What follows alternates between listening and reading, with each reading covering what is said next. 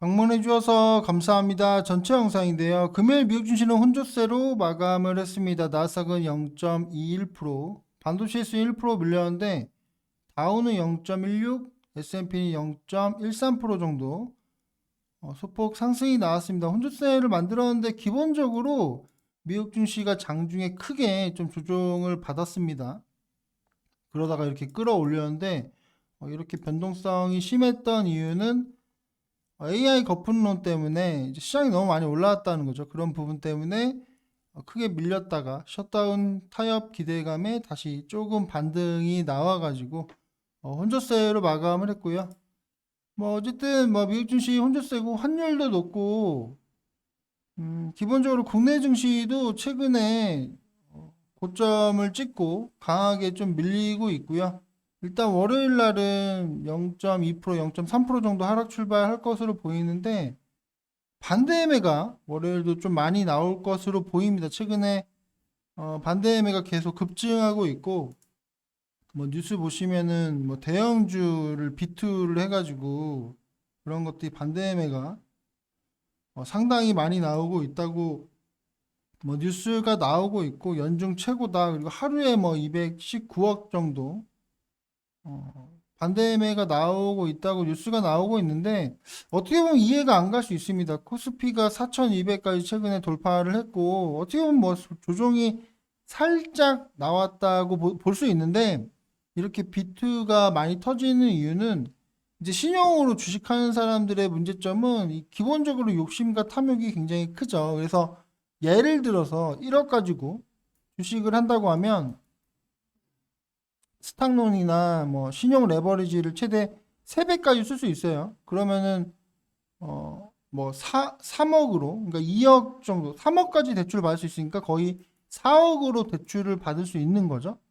그런 상황에서 이 4억을 투자해서 돈을 뭐 한 1억 벌었다고 치자.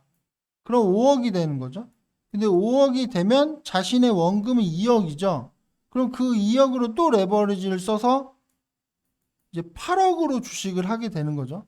8억이지만 실제로 2억이 자신의 그 원금인데 여기서 시장이 한번 살짝만 무너져도 이게 뭐 지수나 본인이 갖고 있는 게 5% 10%만 밀려도 반대 매매가 나오고 그럼 자기가 갖고 있는 돈을 싹 다 날리는 그러니까 이게 돈을 벌면 조금 현금화를 하고 주식 비중을 줄여야 되는데 욕심과 탐욕 그리고 더 올라갈 거라는 확신이 더 생기면서 자신이 주식을 잘하는구나 그런 확신 때문에 계속 투자 금액을 늘리는 거죠. 대출로.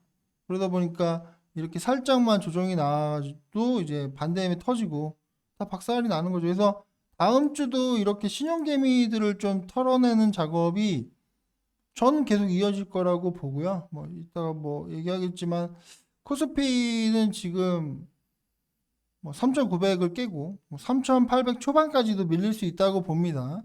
물론 내일 뭐 월요일 날 0.3% 정도 좀 하락 출발하겠지만 추가적으로 더 밀릴 수 있다는 거죠. 그런 것들을 좀 우리도 생각해야 되고 시장이 밀리면 기본적으로 저는 지금은 좀 약간의 레버리지를 사용해서 매수해야 된다고 보거든요. 다시 시장이 반등할 거라고 보니까 어쨌든 최근에 시장 흐름은 상당히 안 좋고 어려운 상황입니다. 그래서 이런 상황에서 저는 주식 물량을 최근에 계속적으로 조금씩 늘리고 있거든요.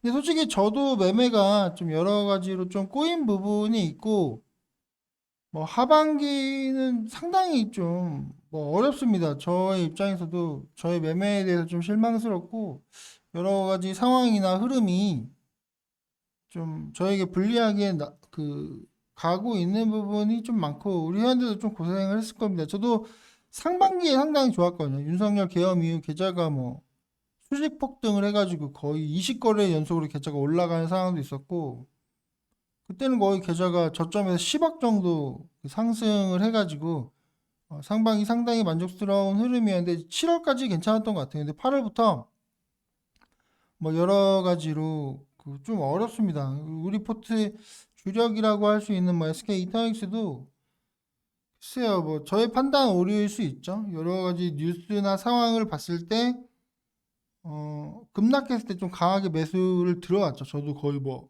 8억 거의 뭐 8억 5천 정도 강하게 매수를 했는데 그 종목이 추가적으로 하락하면서 주담이 얘기했던 것들을 바탕으로 너무 과하게 좀 매수하다 보니까 그 종목이 좀 뭐 이제 손실로 돌아오면서 게다가 그때 너무 빠르게 투입한 거죠. 너무 현금을 빠르게 투입하다 보니까 지금은 이미 현금을 다 써가지고 지금은 솔직히 약간 레버리지를 사용하고 있는 상황이거든요. 그래서 어쨌든 하반기 여러 가지 좀 꼬였습니다. 저의 판단 미스고 저의 실수고 어떻게 보면 지금 하락장에서 굉장히 웃을 수 있는 상황이거든요. 왜냐면 우리가 현금도 굉장히 많이 갖고 있었고 지금 보시면 이제 매수와 그 매도 중에 이제 매수가 조금 더 많죠. 저도 뭐 92억 그 7천만 원 정도 매수고 92억이 매도니까 한 7천만 원 매수였죠. 근데 불과 한 달 전만 해도 현금이 상당히 많았습니다. 딱 한 달 전 10월 7일 정도로 보면 이때 보시면 매수와 매도가 다르죠. 이제 매수가 뭐 75억 8천이고 매도가 80억 5천 거의 뭐 5억. 그러니까 어쨌든 최근에 현금 비중을 거의 뭐 한 7, 8억까지도 늘렸었는데 그것을 좀 너무 빠르게 투입한 거죠. 그래서 여러 가지 좀 뭐 후회가 되기도 하고 근데 뭐 후회해봐야 뭐 의미도 없고 어쨌든 뭐 과거 얘기고요. 앞으로의 저에 대한 생각은 코스피는 3,900을 깨고 뭐 3,800 초반까지도 강하게 밀릴 수 있다고 봅니다. 그래서 뭐 이런 상황에서 또 반등이 나올 거거든요. 반등이 나와가지고 4,000까지 가면 이때 이제 뭐 매수를 해야 되겠죠. 3,900에서 3,800 사이에 주식을 더 강하게 뭐 약간 레버리지를 때리는 거죠. 레버리지를 때리면 다시 4천까지 반등했을 때 또 정리하고 그런 것들을 반복하고 기본적으로 이제 어느 정도 일부 뭐 레버리지나 그런 물량으로 이렇게 매수했다가 올라가면 매도하고 그리고 솔직히 본진에 좀 물린 주식들은 좀 기다리면서 우리포트 그리고 뭐 일부 종목들 중소형주들이 급등이 나오는 게 한두 개씩 나오거든요. 실적이 잘 나오거나 여러 가지 이슈로 올라가는 게 나오면 그런 것들은 좀 잘 대응을 해가지고 상황을 좀 개선해야 되겠죠. 뭐 제 기본적인 계획은 어쨌든 이렇게 시장이 밀리면 매수 단기적으로 레버리지를 이용해서 매수하고 반등 시 정리하고 본진의 주식은 기본적으로 개별 종목 호재로 올라갈 수 있고 좀 많이 밀린 것들 이제 중소형주가 좀 올라갈 수 있는 상황은 좀 만들어졌다고 봅니다. 대형주들은 지수가 이제 고점이라는 인식이 확실히 생겨가지고 올라가기 힘들고 오히려 중소형주에 좀 좋은 흐름이 나오면 우리도 물린 종목들이 좀 올라갈 수 있다고 봅니다. 어쨌든 지난주에 대부분의 투자자들이 상당히 고생을 했을 거고 저도 좀 어려웠습니다. 약간 저의 판단 오류 약간 너무 과하게 초반 베팅 한 달 전에 좀 과한 베팅을 해가지고 지금은 오히려 뭐 저도 정말 오랜만에 뭐 레버리지를 쓰고 있는 상황인데